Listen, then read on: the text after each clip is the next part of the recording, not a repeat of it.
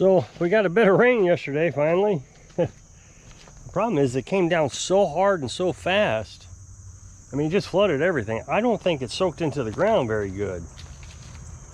I think I have I wanted to check this out. I've got a kitty litter box that was upright. So let's see how much rain we got last night. It rained for a couple hours after, but you know, with a drizzle. But the ground is still really hard.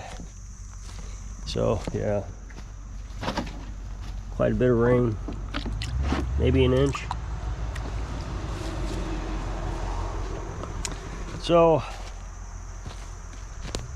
well, the first thing is it also hailed a little bit, but the first thing is you know, we've got 2 dogs that showed up. They're strays, and I don't want to go through the whole story again, but they showed up and we've been caring for them, and it's pretty obvious Carolyn likes them. So I've been trying not to get too attached after Skitty died. They're pretty old, I think. So, yeah, the white one has been coming in. She would follow me in. As a matter of fact, we think that's what made Skitty pass away. I'm not saying she wasn't sick. I'm just saying that the dog coming in behind me without me seeing it stressed her out to a point that she wasn't going to the bathroom anymore. So I'm going to open this up and see how much water we need to put out here, put in, or whatever.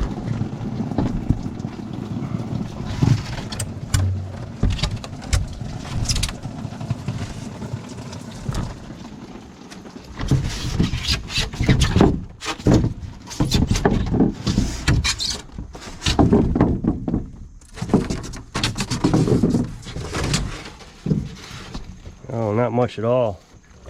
I'll go ahead and fill it since I'm here. Got it all opened up. I would imagine the water is going to be a little bit dirty. It just was rushing down here. It was crazy. And my French drain, it clogged up. I don't know why, but I last year unclogged one pipe, and then the other pipe clogged up the next day. So there was something clogging it. I don't know what. So, so you can see, you know, my little ditch here that I keep the water away from the well. Just, it was overwhelming. So it's just a ton of rain. Now, like I said, it did rain a little bit afterwards. So, oh, I was talking about the dogs. That's what it was. So the white dog comes in on her own. It doesn't even really ask, just comes in when the door's open. Well, the brown dog the other day was standing at the door. We would open the door for her, see if she wanted to come, and she'd walk away. So we left the door open and just stood there waiting, you know, just see what she would do. Of course, we don't want to leave it open too much because the mosquitoes come in. So she eventually came in, just real slow, cautious. Now, the white dog and her do get along, but I think they've been through so much stress that the white dog has seniority over. You know, the white dog's probably the beta, or excuse me, the alpha.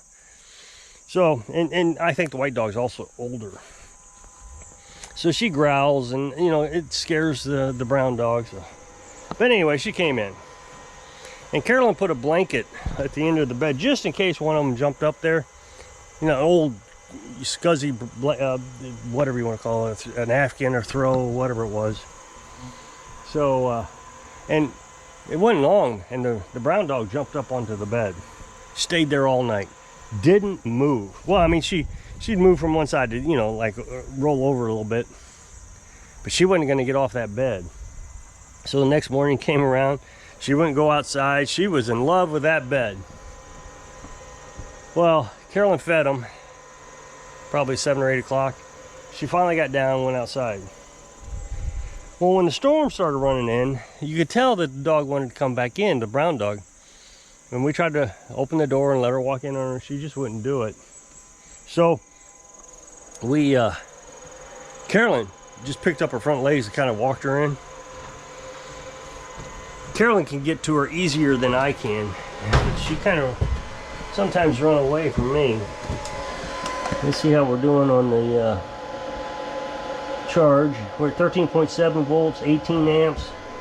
That's about right. 13.6, 12. That's not right. That's not very good at all. Well, it's probably at 12 because, well, I don't know. We had a storm last night.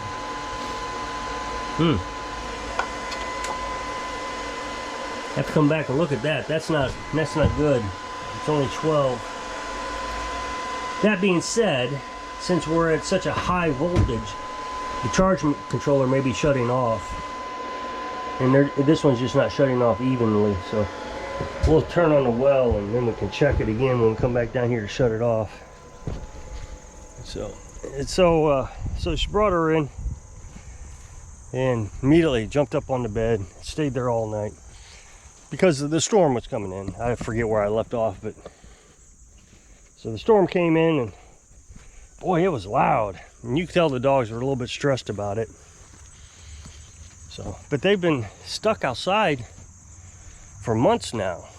We think their owner died, and the town was going to take care of it, and then there was a big argument about it, and so that's all right. I mean, we've gotten some grief for having them, trying to get them under control.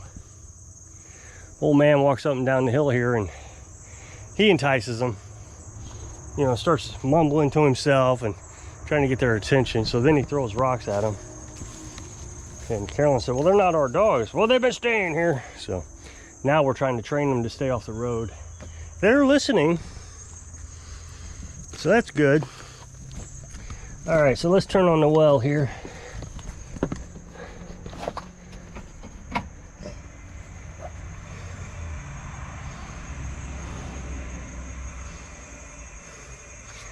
And I'm not going to explain it again, but we're waiting for the pipe to fill up. I always empty the pipe. I have a hole down there that empties it, so it doesn't freeze in the winter. So there it goes. We'll switch it over. Then we'll come over here and check to make sure it's coming out of the hose. And then I'm going to walk back down there and check that voltage. Make sure it's, or the amperage. Otherwise, we may have a panel that's not working. So we got water coming. Can't stay too long down there. So storm rolled through, and I didn't think anything of it. I went to bed, and it was kind of misty. Excuse me, my throat's going froggy. So it's kind of misty. No big deal. I ran a generator for a little while last night when I went to bed. Just filled up with gas a little, and then of course it dies, because it's pretty cloudy towards the end of the day. So I thought, well, I'll just go ahead and run the generator just to get us through the night. And went to bed, no big deal. So woke up this morning. Oh, let's see where we're at. It's this one we're worried about. 13.2, 12.5. The amps went up. They're going up. This one's at 20. This one's not right. There's something wrong with this one. We'll have to go out and check the panels. That's a bummer. It's only at 13, so it's 7 amps less. Well, let's look at the amps coming in. That's 10 amps. Yeah, that's not right. And that was 17. So this one is missing 7 amps coming in. Oh, there was 11.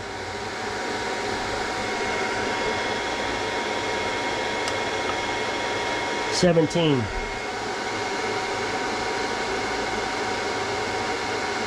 Ah, bummer. I hate that.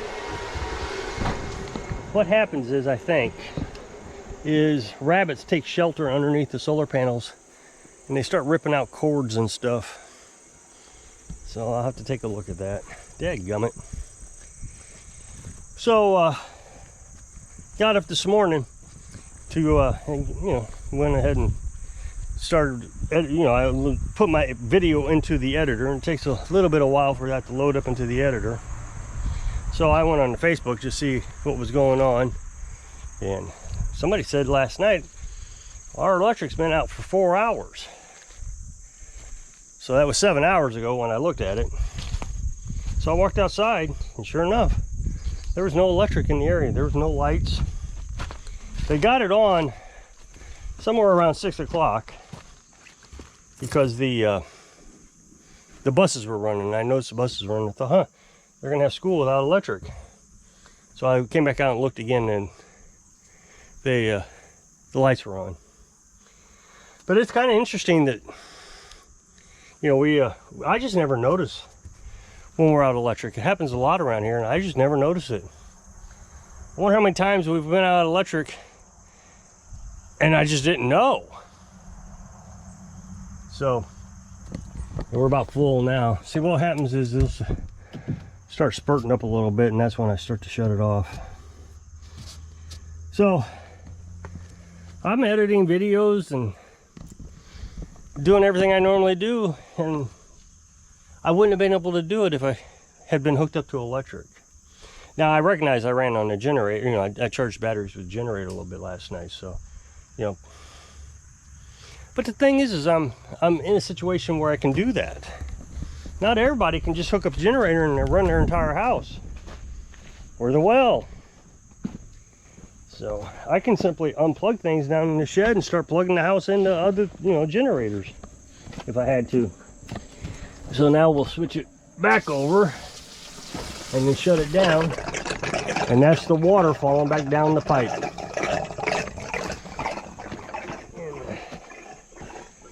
I'm dreading working on the panels, but I guess there's nothing else to do, and it's kind of a cooler day, so I guess it's a very sunny day. That always helps.